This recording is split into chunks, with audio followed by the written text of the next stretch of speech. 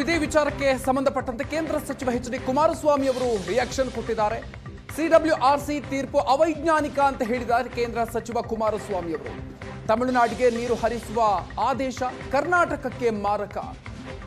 ಮುಂದಿನ ದಿನಗಳಲ್ಲಿ ಮಳೆ ಆಗಿಲ್ಲ ಅಂದ್ರೆ ಜನರ ಮಾರಣ ಹೋಮ ಆಗುತ್ತೆ ಅನ್ನುವಂಥ ಆತಂಕವನ್ನ ವ್ಯಕ್ತಪಡಿಸಿದ್ದಾರೆ ಎಚ್.ಡಿ. ಕುಮಾರಸ್ವಾಮಿ.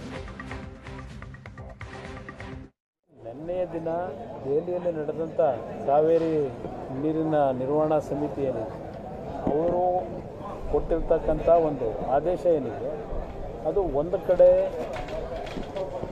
ಆ ಆದೇಶ ನಮ್ಮ ನಾಡಿನ ರೈತರಿಗೆ ಅದ್ರ ಜೊತೆಗೆ ನಮಗೆ ಕುಡಿಯೋ ನೀರಿನ ಸಮಸ್ಯೆಗಳು ಮುಂದಿನ ದಿನಗಳಲ್ಲಿ ಮತ್ತೆ ಮಳೆ ಆಗದೇ ಇದ್ದರೆ ಸಂಪೂರ್ಣವಾಗಿ ನಮ್ಮ ರಾಜ್ಯದ ಜನತೆಯ ಪಾಲಿಗೆ ಅದು ಒಂದು ರೀತಿಯ ಮಾರಣ ಹೋಮ ಆಗ್ತಕ್ಕಂಥದ್ದು.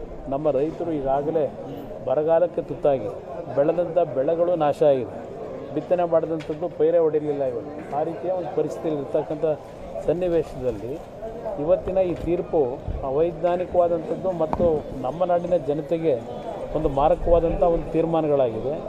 ಇದರ ವಿರುದ್ಧ ಇವತ್ತು ನಾವು ಒಗ್ಗಟ್ಟಿನಿಂದಲೇ ಹೋರಾಟ ಮಾಡಬೇಕಾಗ್ತದೆ. ಈಗಾಗಲೇ ಆ ಭಾಗದ ರೈತ ಮುಖಂಡರುಗಳು ಹಲವಾರು ಕನ್ನಡ ಸಂಘ ಸಂಸ್ಥೆಗಳು ತಾವು ಹೋರಾಟಕ್ಕೆ ಈಗಾಗಲೇ ಕರೆಯನ್ನು ಕೊಟ್ಟಿದ್ದಾರೆ.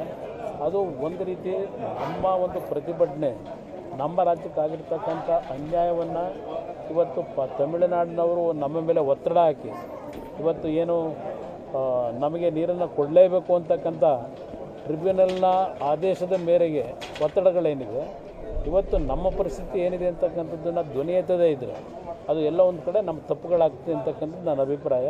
ಇದರಲ್ಲಿ ಎಲ್ಲರೂ ಒಗ್ಗಟ್ಟಿನಿಂದ ಹೋರಾಟ ಮಾಡಬೇಕು ಅನ್ನೋದು ನನ್ನ ಅಭಿಪ್ರಾಯ ವ್ಯಕ್ತಪಡಿಸಿದೆ.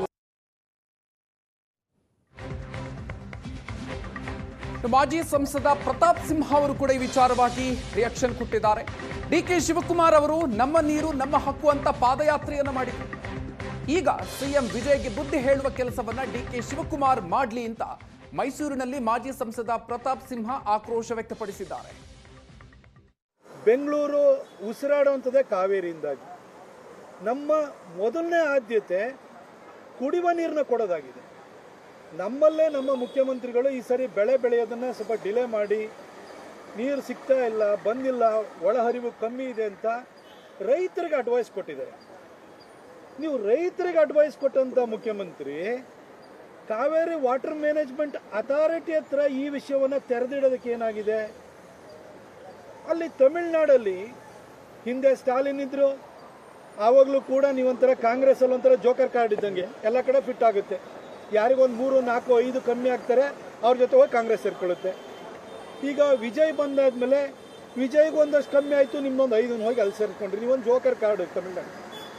ಆದರೆ ಕರ್ನಾಟಕ ಕಾಂಗ್ರೆಸ್ ಪಾಲಿಗೆ ಕಾಮಧೇನು ಆಗೋಗ್ಬಿಟ್ಟಿದೆ. ನಿಮ್ಮ ಕೇಂದ್ರದ ನಾಯಕರ ಎಲ್ಲ ಆಸೆ ಆಕಾಂಕ್ಷೆಗಳನ್ನು ಈಡೇರಿಸೋದು ಕರ್ನಾಟಕ. ನಿಮ್ಮೆಲ್ಲ ವ್ಯವಹಾರಗಳಿಗೆ ಪುಷ್ಟಿನ ಕೊಡ್ತಾ ಇರುವಂಥದ್ದು, ಒಳ್ಳೆ ಫಲವತ್ತಾದ ಭೂಮಿ ಇರುವಂಥದ್ದು, ನಿಮ್ಮ ರಿಯಲ್ ಎಸ್ಟೇಟ್ ದಂಧೆಗೆ ಒಳ್ಳೆ ಅವಕಾಶ ಮಾಡಿಕೊಟ್ರೆ ಕರ್ನಾಟಕ. ಎಲ್ಲ ರಾಜ್ಯದ ರಾಜಕಾರಣಿಗಳು ಬಂದು ಫಾರ್ಮ್ ಹೌಸ್ ಮಾಡ್ಕೊಳ್ಳೋದು ಕರ್ನಾಟಕದಲ್ಲಿ. ನಾನು ಕಾಂಗ್ರೆಸ್ನವರಿಗೆ ಕೇಳಲಿಕ್ಕೆ ಬಯಸ್ತೀನಿ, ನೀವು ಕರ್ನಾಟಕದ ಹಿತರಕ್ಷಣೆ ಮಾಡೋದು ಯಾವಾಗ? ತಮಿಳ್ನಾಡವರು ಈ ರೀತಿ ಪದೇ ಪದೇ ಖ್ಯಾತೆ ತೆಗೆಯುವಂಥದ್ದು, ಅವರಿಗೆ ನೀರು ಬಿಡಿ ಅಂತ ಹೇಳೋವಂಥದ್ದು. ನಮ್ಮ KRSಗಿಂತ ಮೆಟ್ಟೂರು ಡ್ಯಾಮು ದೊಡ್ಡದು. KRS ತುಂಬಿದರೆ ನಾವು ಬಿಡ್ಬೋದು. ಆಮೇಲೆ KRSಯಿಂದ ಕುಡಿಯುವ ನೀರು ನಮಗೆ ತಿಂಗಳಿಗೆ ಕನಿಷ್ಠ ಅಂತಂದರೆ 3.5 TMC ಕುಡಿಯೋ ನೀರು ಬೇಕು ನಮಗೆ. ಚೆನ್ನಾಗಿ ಉಸಿರಾಡಿದ್ರೆ ತಾನೇ, ಬದುಕಿದ್ರೆ ತಾನೇ ಮುಂದಿಂದು. ನಾವೆಲ್ಲರೂ ಕೂಡ ಅಕ್ಕಿನೋ ಇನ್ನೇನೋ ನಮಗೆ ಶಾರ್ಟೇಜ್ ಆಯಿತು ಅಂದರೆ ಖರೀದಿ ಮಾಡ್ಕೊಂಬರ್ಬೋದು. ಆದರೆ ನೀರನ್ನು ಖರೀದಿ ಮಾಡ್ಕೊಂಬರೋಕ್ಕೆ ನಮ್ಮ ಕೈಲಿ ಅವಕಾಶ ಇದೆಯಾ? ಇದನ್ನು ಮನಗಂಡು ತಮಿಳ್ನಾಡಿನಲ್ಲಿ ಅಲ್ಲಿ ವಿಜಯ್ಗೆ ಈ ಹಿಂದೆ ಸ್ಟಾಲಿನ್ಗೆ ಬುದ್ಧಿ ಹೇಳೋ ಕೆಲಸನ ಹಿಂದೆ ಸಿದ್ದರಾಮಯ್ಯನವರು ಮಾಡಲಿಲ್ಲ, ಈಗ ಡಿ.ಕೆ. ಶಿವಕುಮಾರ್ ಅವರು ಆ ಧೈರ್ಯ ತೋರ್ತಿಲ್ಲ. ಸುಮ್ಮನೆ ಮೇಕೆದಾಟು ಅಂತೇಳಿ ಹೇಳ್ಬಿಟ್ಟು ಆಗ ನಮ್ಮ ನೀರು ನಮ್ಮ ಹಕ್ಕು ಅಂತ ಹೋಗ್ಬಿಟ್ಟು ಎಲ್ಲರಿಗೆ ಎಣ್ಣೆ ಹೊಡಿಸ್ಬಿಟ್ಟು ತುರಾಡಿಸ್ಕೊಂಡು ಇವರು ರ್ಯಾಲಿ ಮಾಡಿದ್ದು ಬಿಟ್ಟರೆ ಇವ್ರೇನು ಮಾಡಿಲ್ಲ. ನಾನು ಡಿ.ಕೆ. ಶಿವಕುಮಾರ್ ಅವರಿಗೆ ಹೇಳಲಿಕ್ಕೆ ಬಯಸ್ತೀನಿ, ಸರ್ ಮೇಕೆದಾಟು ಎಂದು ನೀವು ಮಾಡಲ್ಲ, ಅದು ಬರೀ ಚುನಾವಣೆ, ಇನ್ನೊಂದು ಚುನಾವಣೆ ಬಂದ್ಮೇಲೆ ಅದೇ ರಾಗ ಅದೇ ಹಾಡು ಇದೇ ಮಾಡ್ತೀನಿ ಅಂತ ನಮಗೆ ಗೊತ್ತು.